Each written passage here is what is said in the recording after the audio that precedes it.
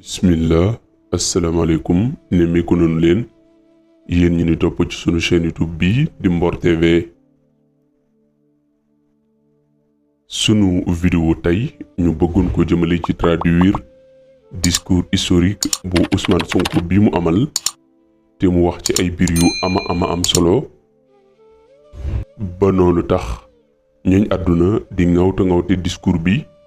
waa Sénégal ak ay journalistam coppati ci tuuti bëgg gëmlu askan wi loo xam ne amul yéen ñi nga xam ni ñi nga xam ni dese woon nañu nànd muy comprendre dëgg-dëgg wax ji dañ leen tënkal vidéo bi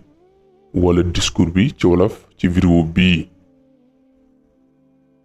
waaye laata nuy tàmbali kon nu ngi lay invité ci sunu chaîne YouTube bii di Mbor TV boo bëggee di jot lii mboolem li soxal Mbor ak biographie moo xam gaañu baax ñi wala nit ñu yàgg ñi wala président yeeg yi ci aju wala sax civilisation yi xeet yi wala sax yenn ci actualité internationale yi dañuy topp ci sunu chaîne YouTube bi di Mbor TV.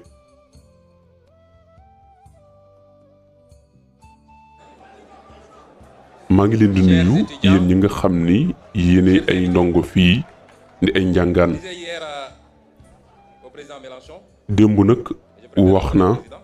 ak président Mélenchon kon mën naa ko tudd président xëy na sax mënuma waxe ni mu mën a waxe waaye man bind naa sama texte bëgg leen ko gaaral.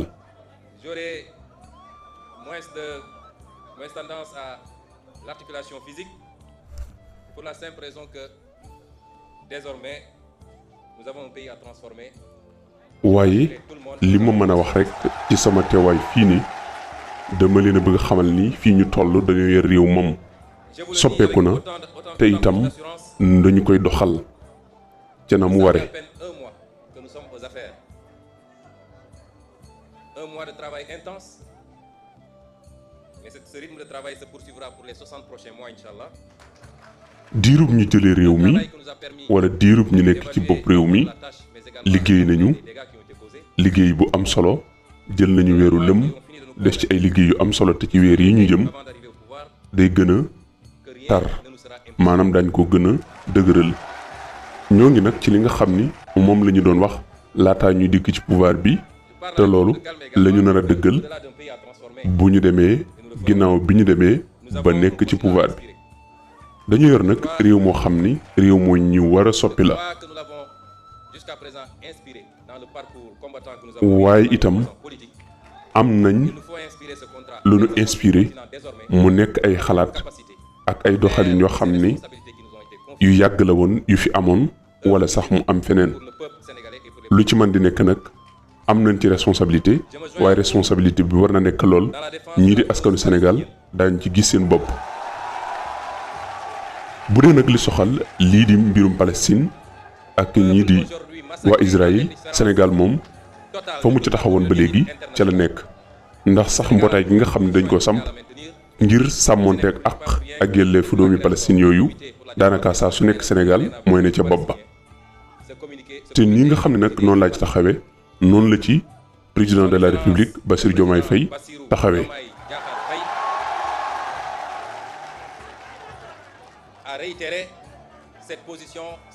Bassirou Diomaye Faye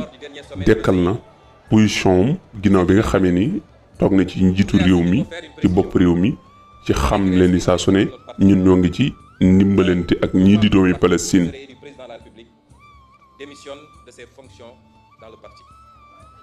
président de la République boobu nag di Bassirou Diomaye Faye ginnaaw bi mu toogee ci bopp réew mi li ñu dikke woon moom la njëkk a def te mooy koo xam ne nekk na président de la République day démissionner fonction yi mu yoroon ci parti bi.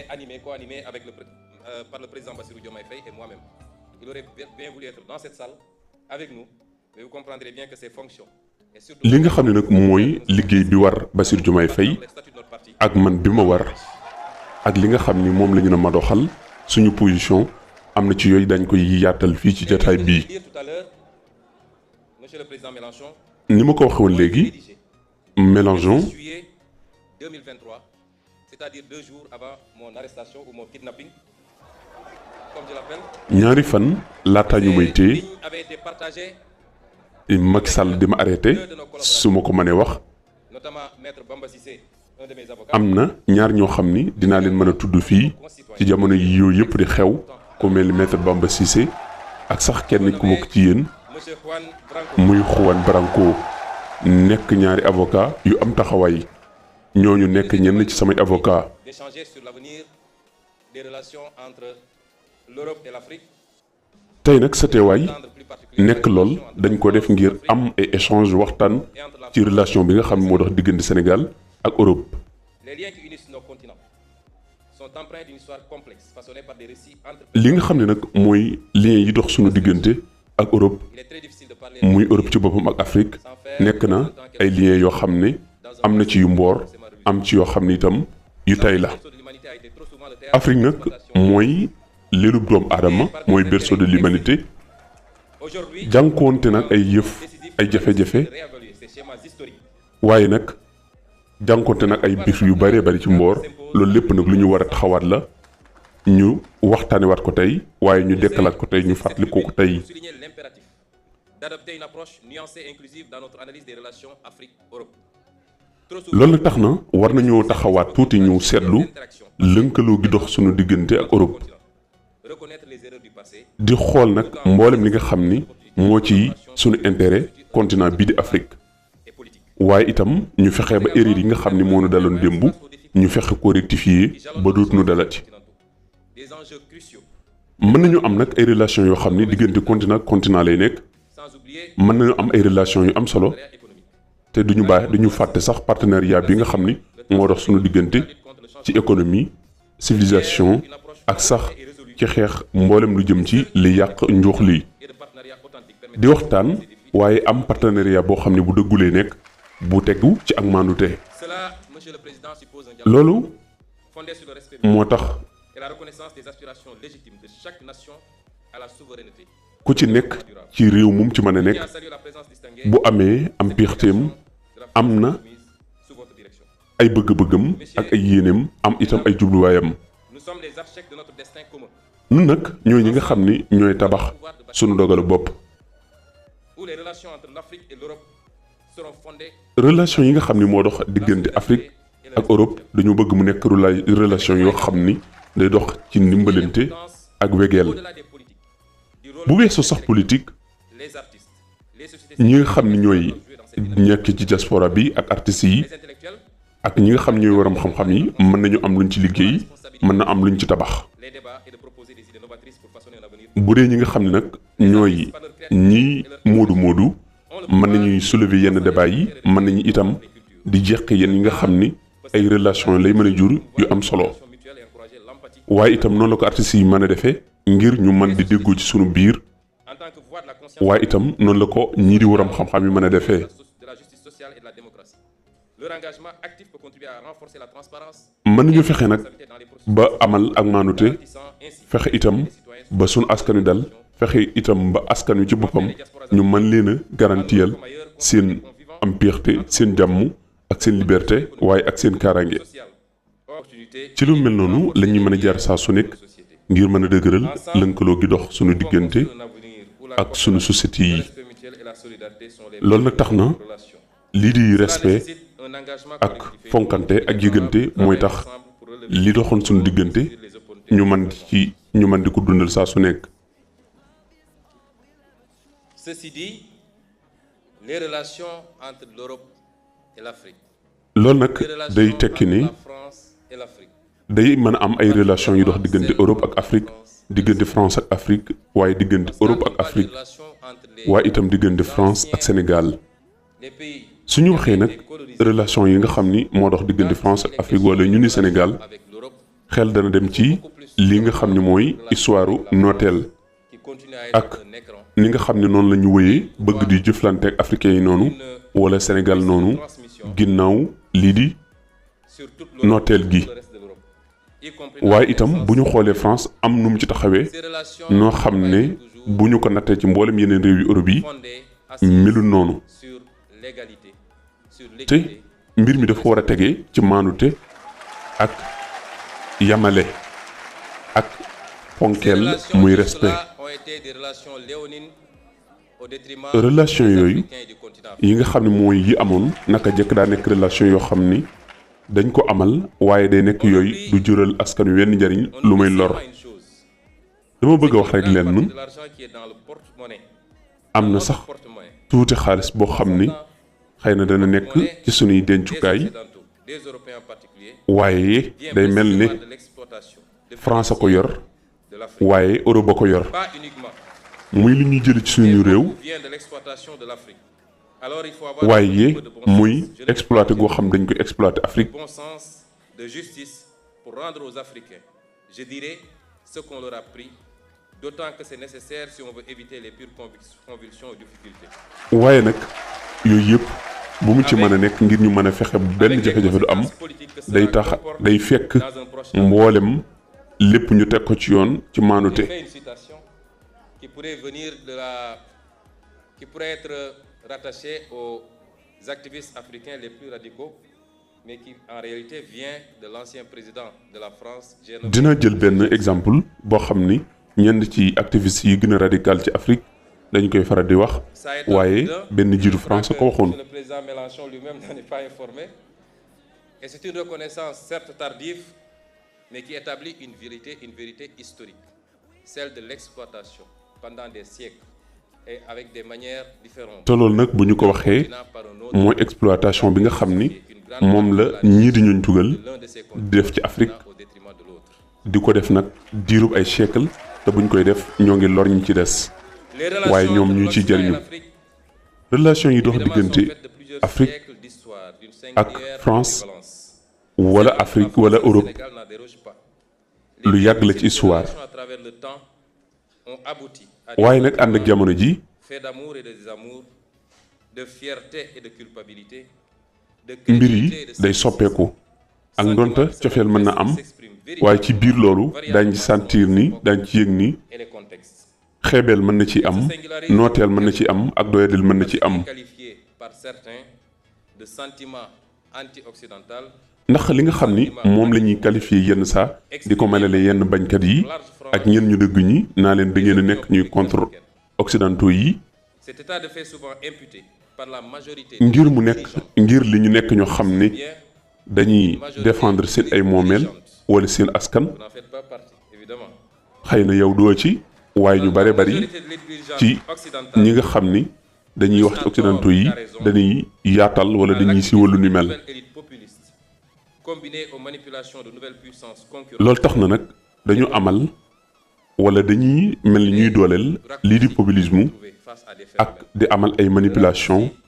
Qui a été trouvé pour expliquer ce sentiment. mel ni dañuy jël ay nit ngir samp leen Manipulé par de nouvelles puissances, la Russie, la Chine et ba tax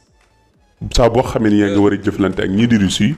wala ñii di aujourd'hui sur le continent Chine de nouvelles ñu jim la gëmloo ni kon yow da nga nekk ni ki anti-occident mu nekk ay discours populiste.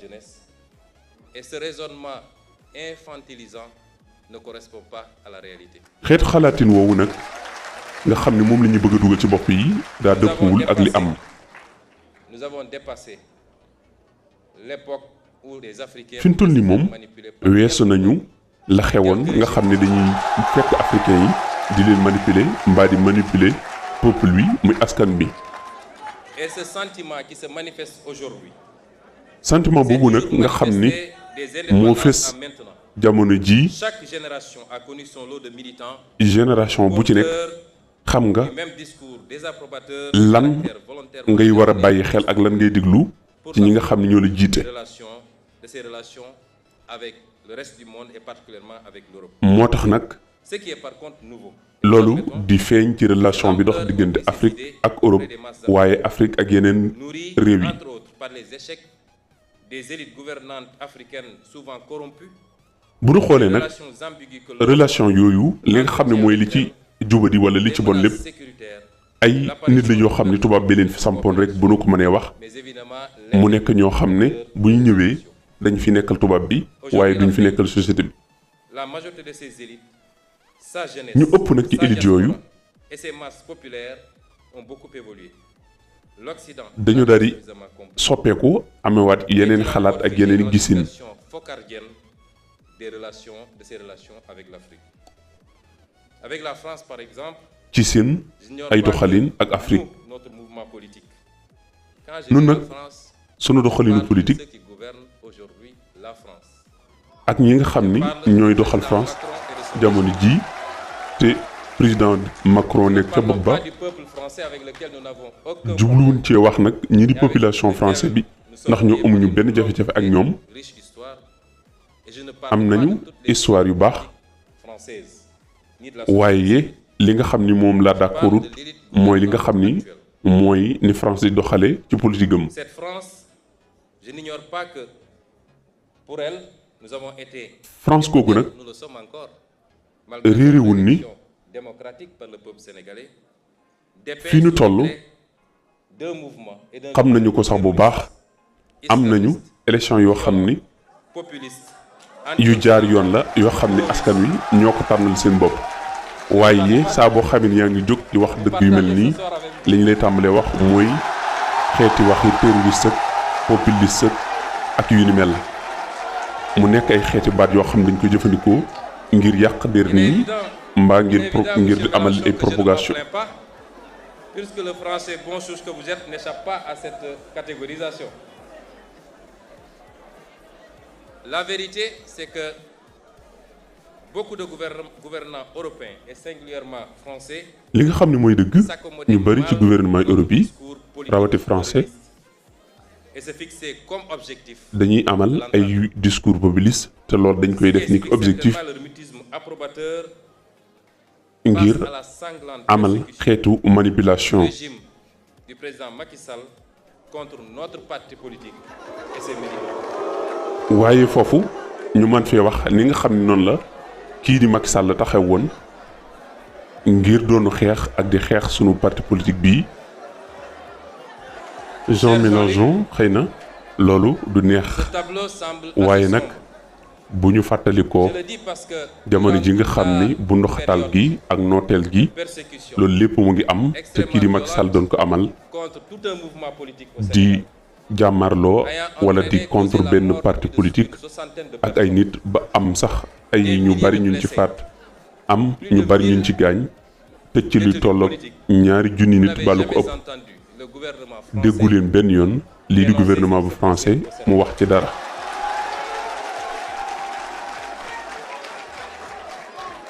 Vous n'avez jamais entendu. déggu leen benn yoon. Vous n'avez jamais entendu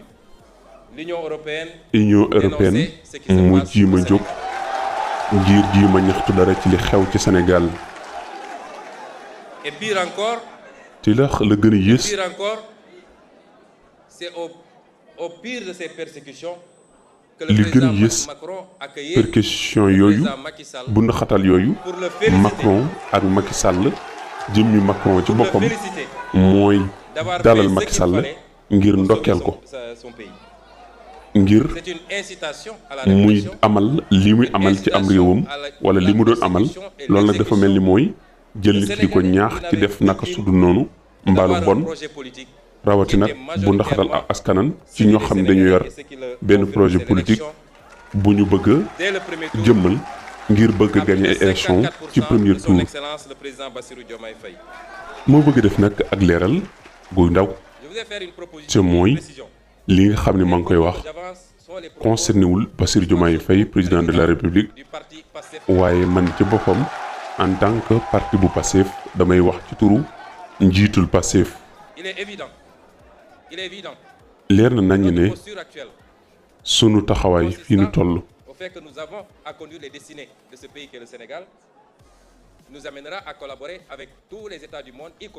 mooy ngir ñu amal li nga xam ni moom la ñu namm amal fii ci Sénégal faaw ñu jiima lënkaloo ak mboolem réewi àdduna bi moo tax dàqunu sax jëflante kooku di Macron waaye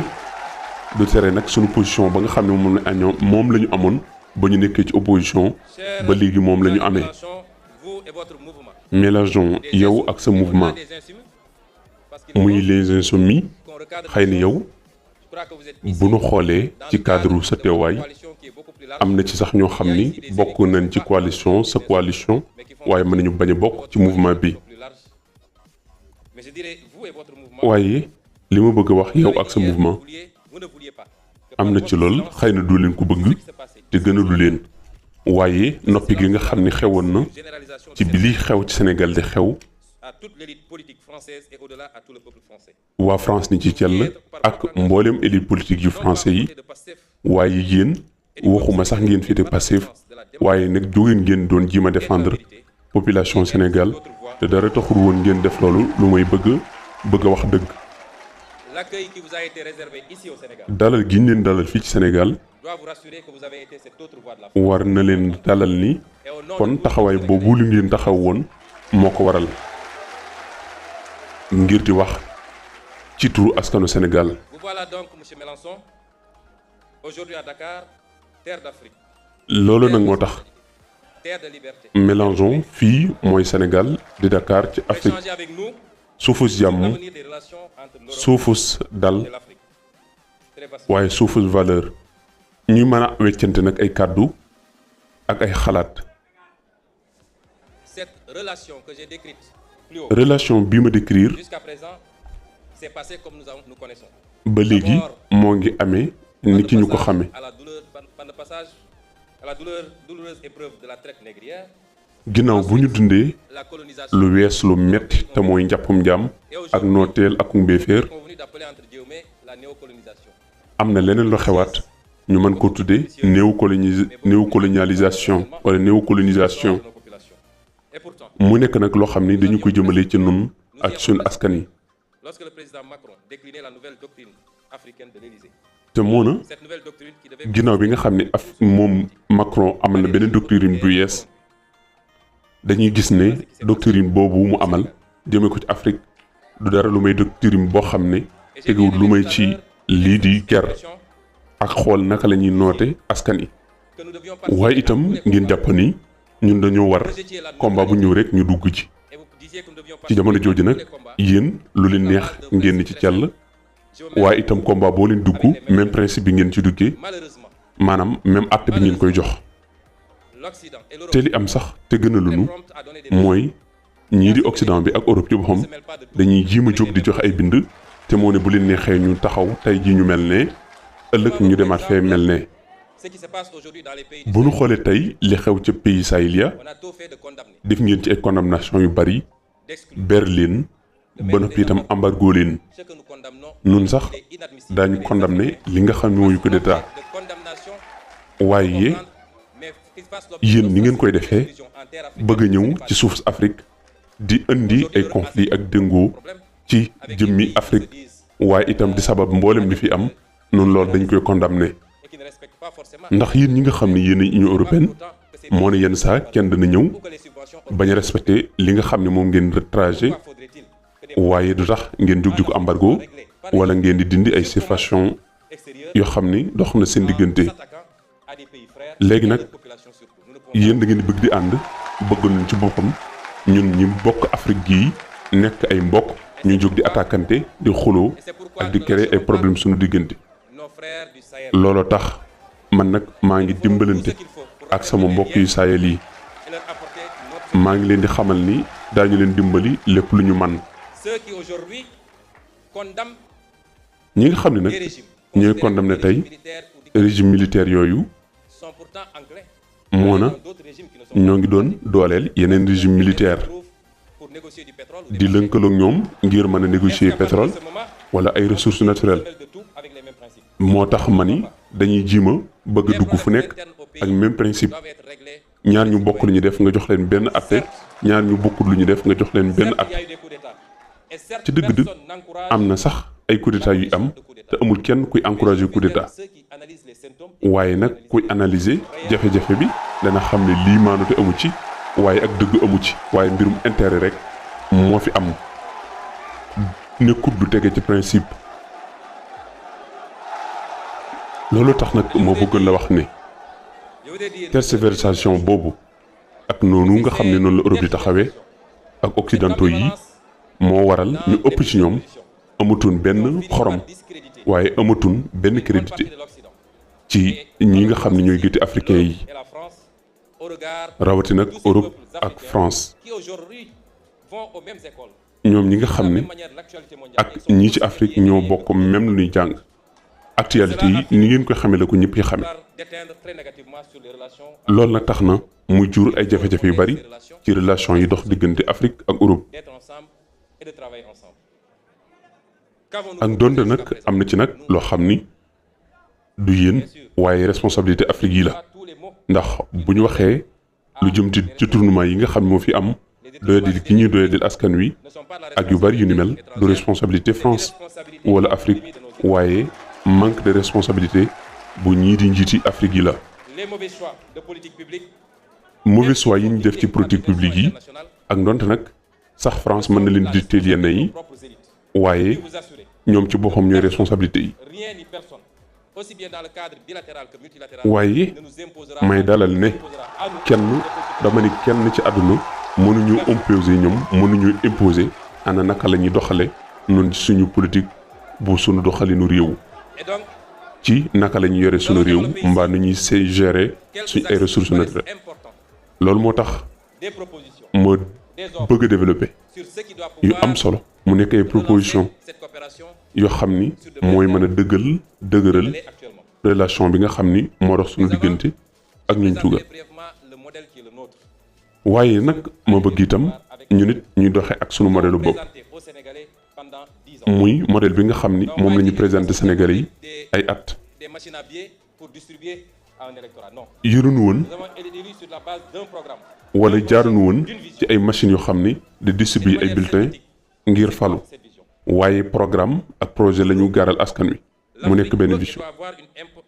peut et doit être une importante locomotive de la croissance mondiale. nun nag dañoo war a nekk lu am solo ci doxaliinu soxaliku àdduna bi Elle n'a te pas itam prioritairement besoin loolu la d'une ñuy démarche de soxla faveur ou d'une approche infantilisante. modèle bi nu am nag doy nañu sëkk Elle n'a pas besoin d'un modèle waaye soxlawuñu beneen modèle boo xam ni keneen mooy ñëw dinu ko financeel ba noppi di ñu ko jiima gaa ou d'un afflux d'investissement direct soxlawu nit beneen exclusif du secteur privé national. financement boo xam ni Génère une croissance day ñëw extravertie, waaye day nekk fait bopp entre autres d'un taux de change fixe. day soppi sunu doxalin Croissance depuis les loo xam ne dañuy xañ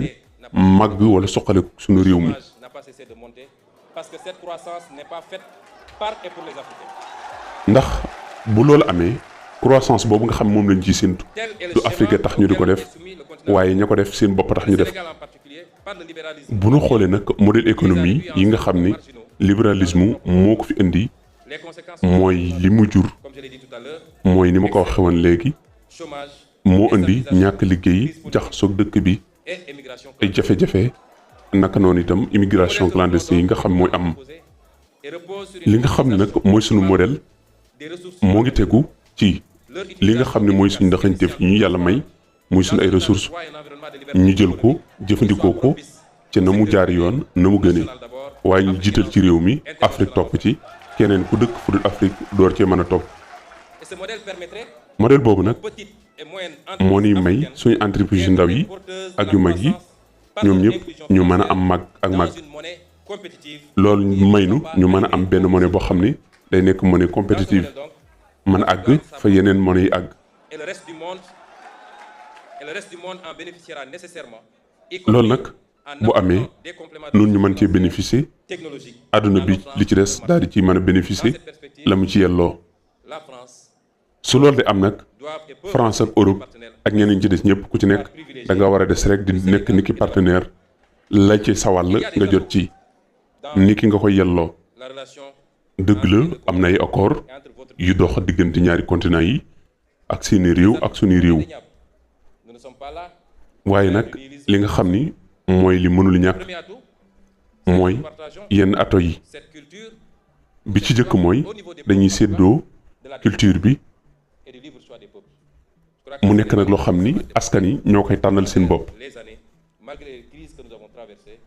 que c'est un peuple qui est très attaché à sa liberté et à sa démocratie. sunu askan nag dañoo nekk askan woo xam ni dañoo am seen liberté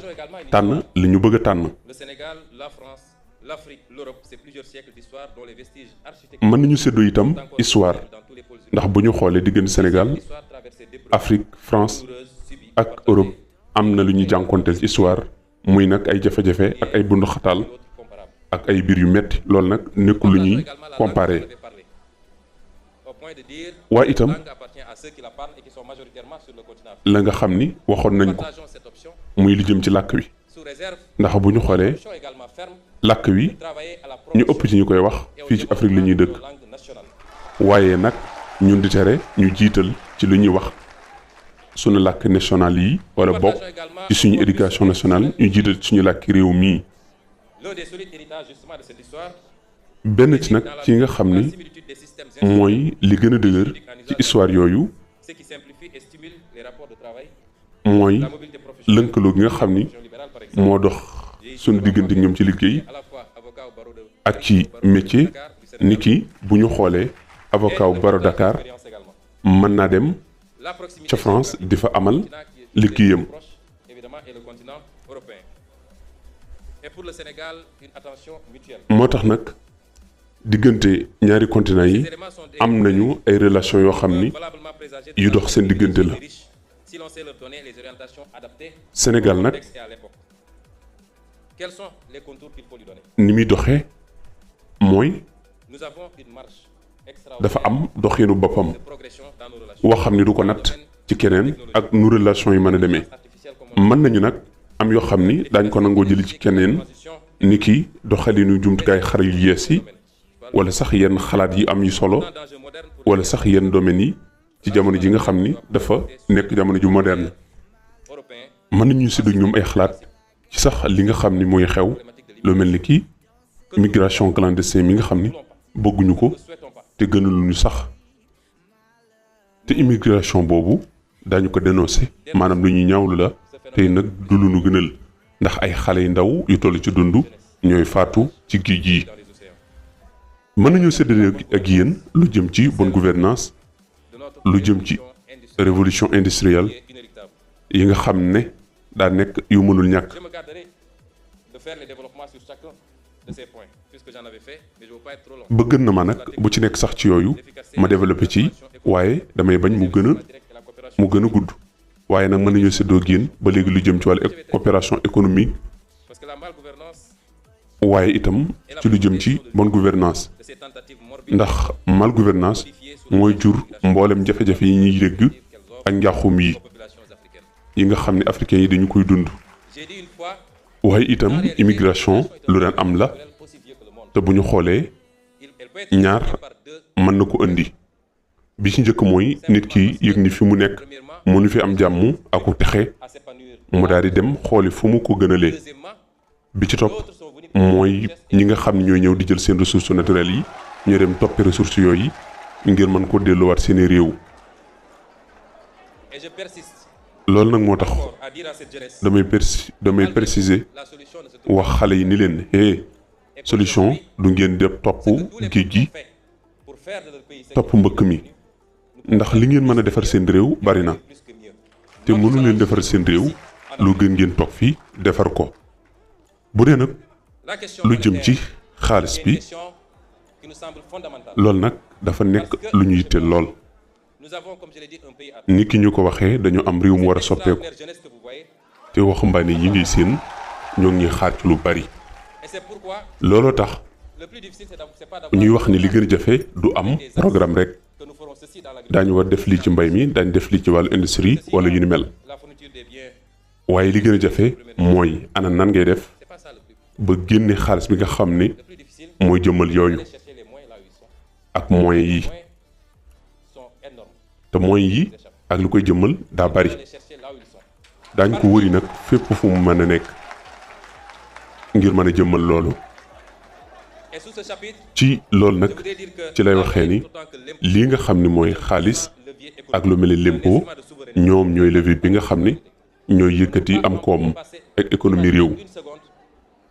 que la ndax mën nga xalaat benn seconde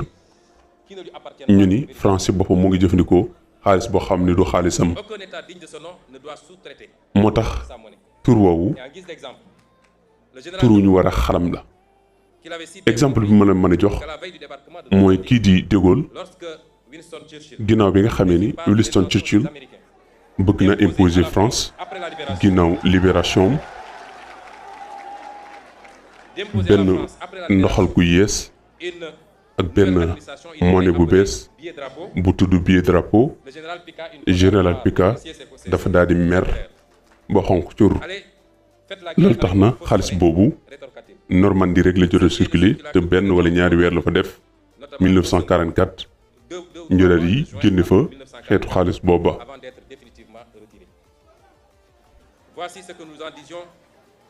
lii nag la ñuy wax ci lu jëm ci wàllu xaalis bi ci sunu livre bi ñu tuddee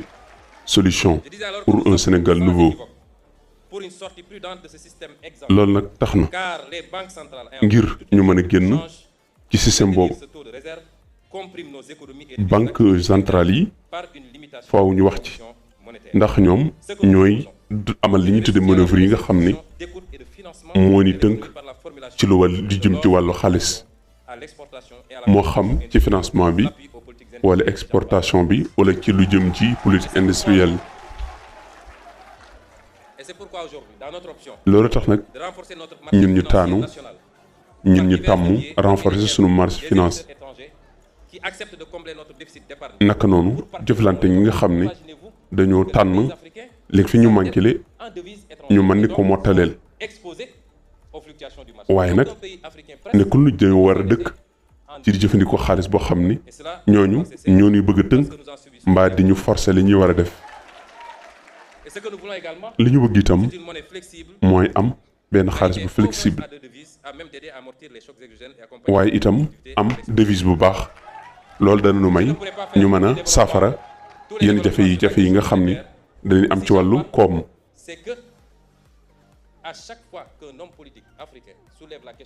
ndax saa boo xamee ni benn njiitu Afrique ci yéen ni ngeen ko gisee wax na ci lu jëm ci xaalis bi dangeen koy jàppe benn jaabal wala koo xam ni day yàq. moo tax lu jëkk kenn ñemewul woon di wax sax di jëm ci lu jëm ci xaalis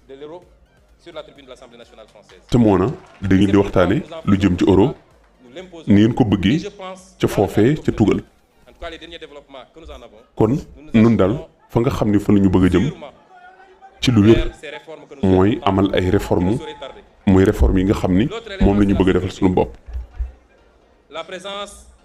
bu dee nag lu soxal présence bu base militaire française yi ci Sénégal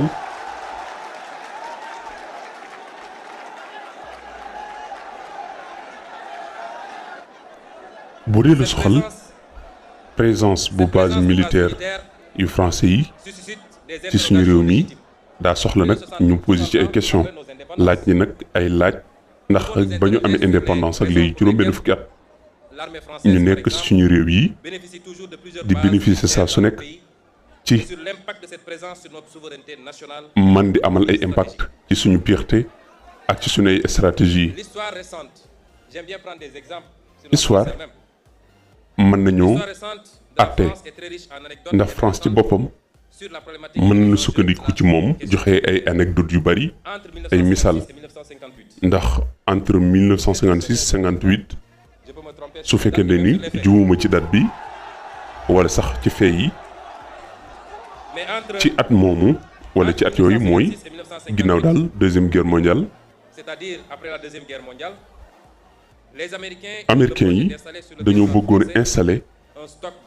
stock arme nucléaire ak ay missiles foofale ca France waaye nag waa France gëm ni kon bu fekkee ne ñoom ñoo contrôler missiles yooyu yore commandement bi kon dana nekk lu baax ci ñoom ngir seen sécurité waaye bañ leen xamalee ni américains yi ñooy yore commandement bi dañ ni déedéet kon duñ ko nangu. benn day nekk rek loo xam ni réew mi moo ko yor sañ koo jëfandikoo saa bu ko soxlaa waaye nag du nekk loo xam ni américains yi ñoo koy commandé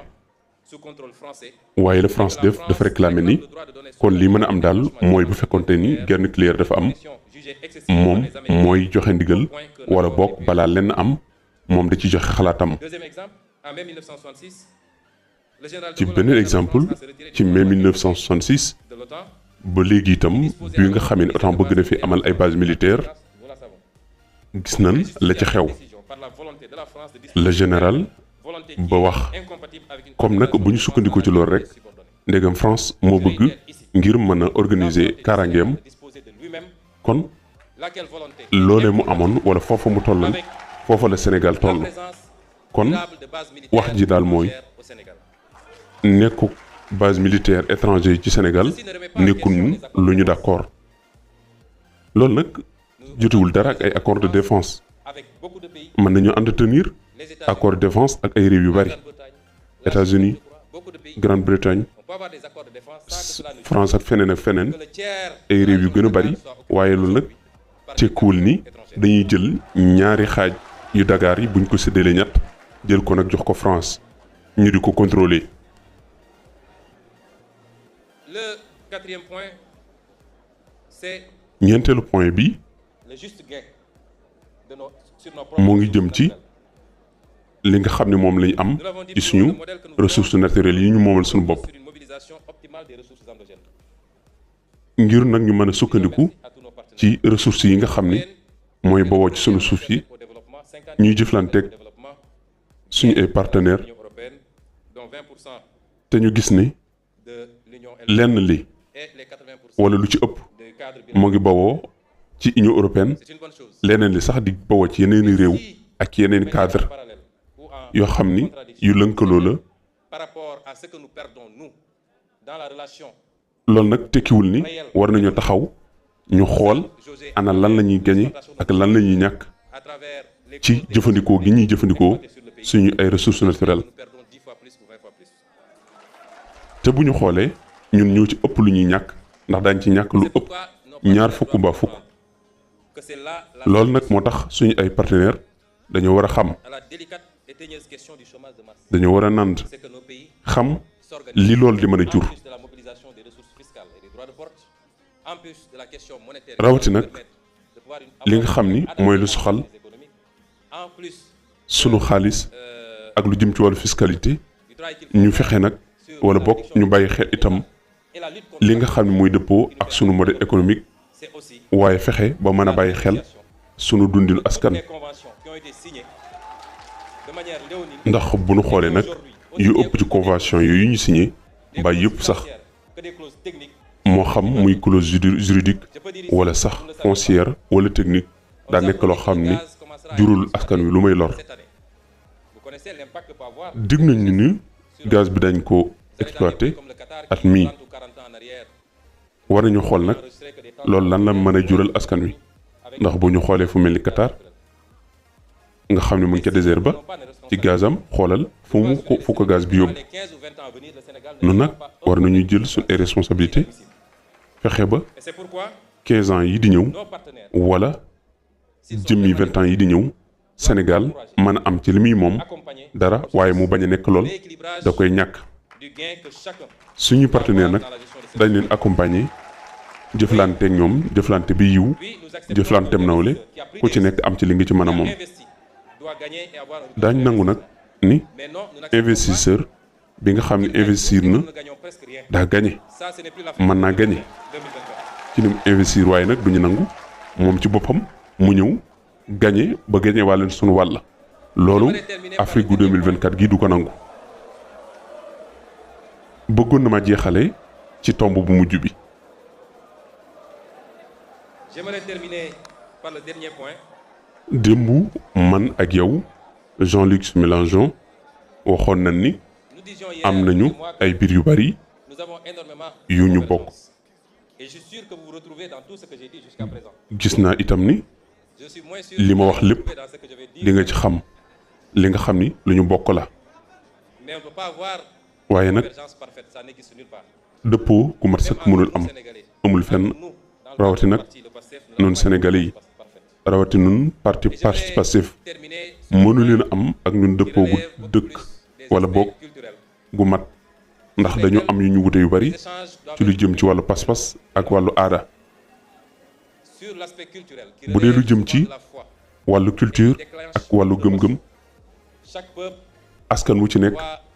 se donner les moyens daa am de respecter les autres peuples dans leur ay croyances. jumtukaayam am ay gëm-gëmam waaye nag mën na respecteel wala mu war a respecteel beneen peuple ay Vous gëm-gëmam l'aviez dit tantôt également, ak j'ai ay noté jubluwaayam que la crise de l'humanité ne peut se résoudre que par le contrôle des citoyens sur loolu lay wax nag ni saa su nekk pas une seule société humaine. crise de l'humanité Il peut y avoir buy am un certain nombre de mooy universels. nit ñi bëgg a jóg ku ci nekk di fajal sa bopp waaye la koy indi mooy saa boo xamee ni bëgg nañu indi yenn mbir yoo xam ni dañuy bëgg àdduna bi yépp di ko jëfee kon li jëm ci wàllu jikko li jëm ci wàllu li ñu tudde LGBT muy worom ñaari tur daa nekk lool mën naa jur ëllëg ŋaayoo bi xebar xew wala jàmmarloo bi xew diggante occidentaux yi ak ñi des ci àdduna bi loolu daa nekk loo xam ni occidentaux yi dañ ko jiital ci seen ay xalaat ak seen ay réalité nun nag nangul nañ leen ko fa seen bopp waaye nanguluñu ko waaye duñu ko nangu fi nun te itam li soxal li ngeen di wax yelleef ak lu jëm ci wàllu son genre mën nañ ci am compréhension ci ni askan wu nekk da am lu muy gëm ak ay doxalinam ak aadam waaye nag loolu mën naa sofaanoon lool ak noonu suñu yos loolu nag yéen ni ngeen jàppee anti occidental mooy saa boo xamee ni dëppoowu leen ci wàllu politique wala économie wala sax ci yenn xalaat yi da ngeen di bëgg di ko forcer nit ñi te loolu day tax yenn réalité sociale yi di yëngatu ak réalité sociologique yi tax nag Sénégal nekkul réew moo xam ni day doxee ci doxin woowu ndax Sénégal mënul jéggale ci loolu dara ak ndonte nag am nañu ak ubbeeku ci wute yi nga xam ne mooy dox ci diggante xeet yi gëm-gëm yi ak aada yi waaye nag dara mënul tax ñu nangu xeetu gis-gis boobu muy lu jëm ci wàllu waram ñaari tur ba ci sax doxinu Sénégal wu yees wii ak donte sax dañu séddoo yenn ci doxalin yi nga xam ne àdduna bi dañ koo bokk tëriwul nag société bu ci nekk am na lu muy bëgg ak lu muy bañ ci aw askanam Sénégal sépp amul jafe-jafe ci wuuteeg diine yi wala ci wuuteeg pas-pas yi ndax am na ay kilifa yoo xam ni ay régulateurs sociaux la ñu ne te itam dañu nekk ñu mënul ñàkk ci di dalal dëkk bi ak lépp loo xam ni day indi dëppoo askan wi waaye nag seen ni ñu bindoo ci wàllu diine wala pas-pas ak ci wàllu gëm-gëm bu mu mën a nekk ci réew mi mënuñoo nangu yenn gëm-gëm yi nga xam ni lu ñu bëgg a universaliser la loolu tax ma ni boobu xeetu modèle bi nga xam ni moom ngay wax daa nekk loolu Sénégal lu mu mënul nangu la loolu tax nag ñu dégg yenn njàmbat yi yenn revendication yi di boobu ci biti di jëm ci réew mi bëgguñu imposer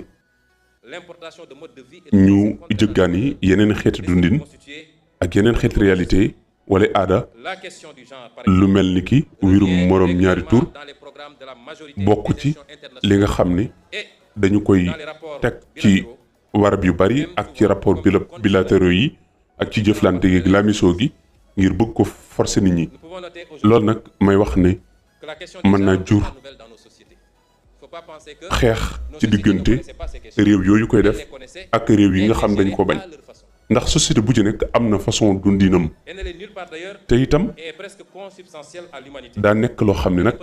nekkul lu am solo ci biir ak nite waaye nekkul sax luy dundal l'humanité ku ci nekk nag am nga sañ-sañu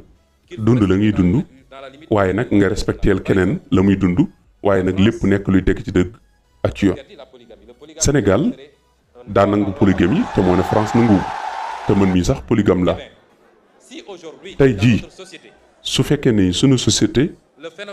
dafa daal di nangu li nga xam ne mooy polygamie ba noppi bañ warum ñaari tur ak ndonte nag mën nañu ko tolérer ñu mën ko tolérer nag tekkiwul ne dañuy ñëw di ñu ko imposer ndax société yi dund nañ ay phénomènes yu bari ak ay persécutions Sénégal nag am na ay phénomènes am na itam nu muy doxee loolu nag boo ko déggee mooy Sénégal daana dégg lu mel ndax mu ngi koy tuddee ngóor jigéen muy waroom ñaari tur noonu nag ñoo ngi koy gérer ci façon bi ñu yoon may waaye loolu nag tekkiwul ni dañu koy nangu looloo tax ci considération yooyu dañuy wax ne mën nañu nangu am respect gi nag day nekk loo xam ni da ngeen ñuy nangul sunu los ñu nangul leen ko bu ñu ñëwee ngeen bàyyi nu ak li ñuy dundee ñun boo leen ñëwee ñu bàyyi leen ak yéen ni ngeen dundee maanaam ñu jëflante ak nawle waaye doo leen ñëw bëgg ko dugal ci suñu askan. attaqué wuñu yéen ni ngeen di dundee kon warul leen ñëw bëgg jàpp ni ñun ni ñu dundee da ngeen ko war a soppi di attaqué suñu mode de vie. lii tax nag ci lu soxal phénomène boobu Sénégal ak réew yu bari ci réew Afrique duñu nangu te mënuñoo nangu benn xalaat bu ñu ñëw di leen ko imposer mu jëm ci lu mel ni mbirum morom ñaari tur wala sax lu dul loolu. ngir ma tëj damay wax ne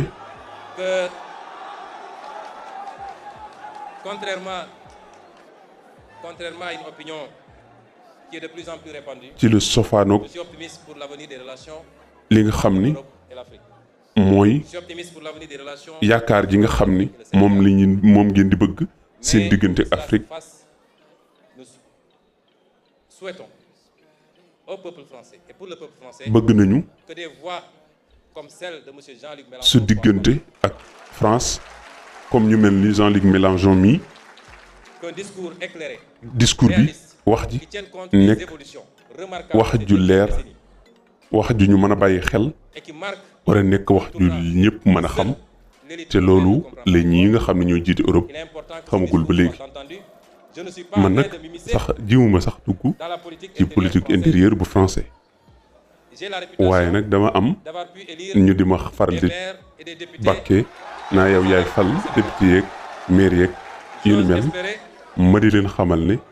c'est exagéré. loolu sax wax ju rëy la C'est le fruit d'un travail man collectif faruma acharné. kenn liggéey la boo xam ni J'ose espérer man ak ñeneen ñoo ko que cette seq prédiction se réalise lors des mu prochaines nekk élections liggéey bu dëgër ma bëgg nag présidentielles en France en 2027 élection présidentielle et yii di war a xew 2027 ca France que les insoumis ñii di insoumis correspondant à partir de ce moment pour ki nga xam ni que nous puissions faire les pas importants que nous mooy Jean-Luc Mélenchon daal di mujjee jël réew ma ñu mën a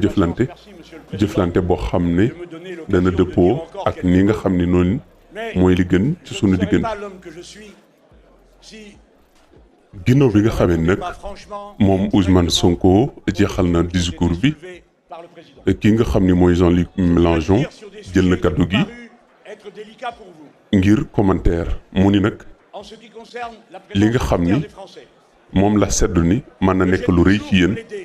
bokk na ci muy armée français bi nga xam ni moo nekk fii ci Sénégal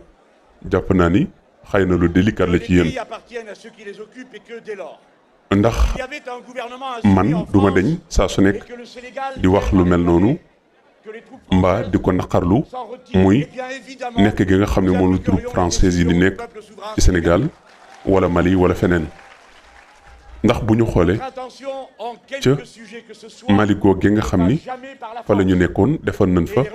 li toll ak juróom-ñeenti at waaye gis nañu la mu jur loolu mooy tax ma bëgg ci relation yi nga xam mooy dox diggante France ak ñeneen ñu bañ ko def ci doole waaye dañu ko war a def ci respect. Lorsque je lui reproche d'être resté pendant 9 ans au Mali sans qu'on en ait discuté à l'Assemblée nationale française, ma pensée ndax bi ñu amal lu ni mel de ceux de mes compatriotes discuté wuñ ko ci assemblée nationale ba ni ki mu ware loolu moo tax man sax daan naa ci waxaat ak samay mbokk ci aventure boobu nga xam ni moom la France jël. par les pays africains eux-mêmes et que nous n'aurions aucune intention de nous mêler dans la valeur pour quelques pays. amuñu sax benn intention ci di dugg ci seen ay yëfi biir. qu'en oubliant que nous sommes bien sûr les représentants de nations. waaye nag comme dañu nekk ñuy représenter benn nation ak benn peuple dana am ay causes yoo xam ni dañ koy défendre te mooy saa bu ñu jógee ba engagé benn mbir mais aussi parce que ça faisait les affaires d'un certain nombre des élites Faw africaines qui trouvaient dañ la ciy jóg garantie que leurs biens seraient di ci protégés par leur intervenir maître. ndax bu ñu xoolee lu mel ni xaalis bi Je veux vous dire avec la plus grande xaalis bi fierté, par respect pour mes compatriotes, nun ànduñu ci d'un homme absolument ci ni muy doxee dañoo bëgg africain yi jëlal ci seen bopp seen responsabilité waaye nag ñu bare bari ci njiit yi nga xam ne ñooy jiite Afrique ñoom ñoo bëgg loolu ngir man di ci faj seen soxlay bopp bu weesoo loolu nag am na yoo xam ni ñun ñii d'accord nañ ci am yoo xam ni d'accorduñ ci fii nag ginnaaw bu ñu waxtaanee ba noppi dañuy xool yi ñu war a d'accord ak yi ñuy d'accordut man duma borom ñaari tur waaye maay ki nga xam ne maa njëkk a déposé lu jëm ci projet de loi ngir ñu may ñi nga xam ñoo nekk ay borom ñaari tur ñu mën a takkante ci seen biir loolu nag ñun suñ ay réalité la forcé wuñ leen ko waaye nag divergence boobu nga xam ni moo dox suñu diggante ñun ñu bëgg ko ngeen bañ ko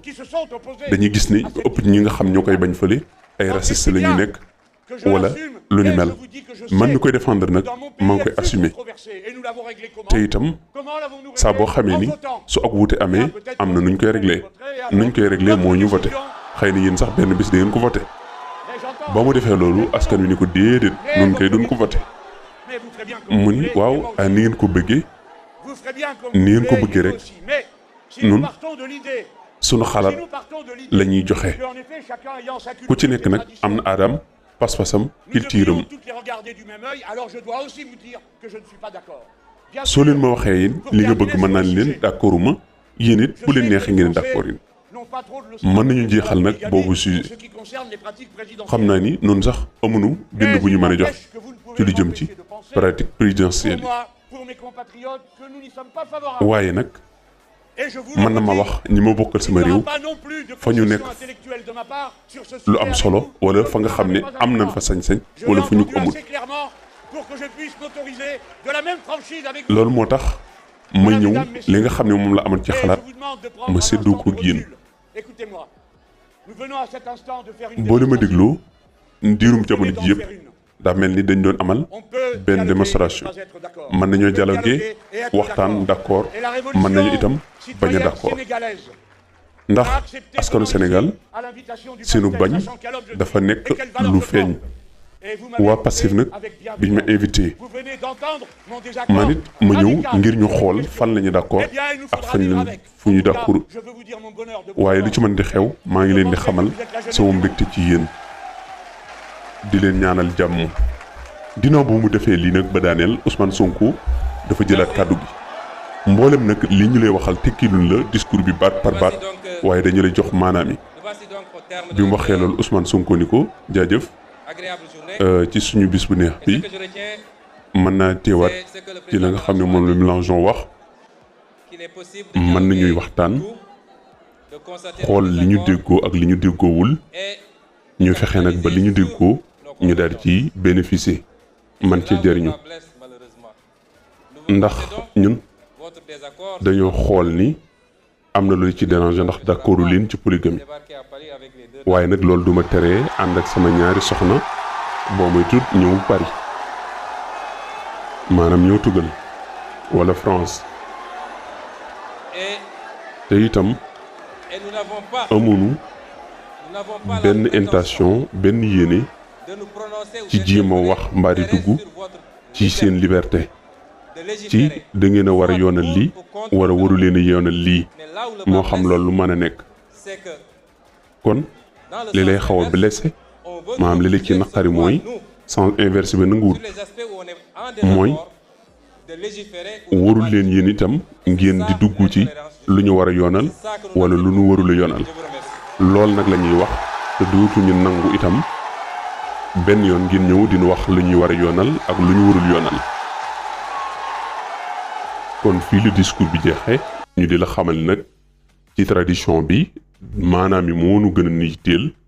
ci yow mi koy diglu ñu wàcceel la lii di ton bi ak maanaam yi ba mu gën a woyof yow ngir nga mën ko dégg waaye du baat yi lu muy tekki moo nu soxalan lu ñu ñëw rek ñu wax la ko ci bu ñu ko doon wax ci làkk wolof fu gën a leer noo koy mën a déggee ndax bi ñu koy traduire dañ ko tiim mot à mot wala boog nii lañu tiirmi texte bi di ko traduire directement waaye binduñu ko fenn. kon li muy tekki rek mooy dañoo bëgg ngeen comprendre lii muy wax ji ci boppam ba xam ni fi nit ñi jëmale débat bi ak fi débat bi nekk jigéewuñu benn yoon. jaa ngeen jëf yéen ñu doon topp kon ndéem namm nga saa boo bëggee di jot yu ni mel del abonné like di partage vidéo bi jaa ngeen jëf.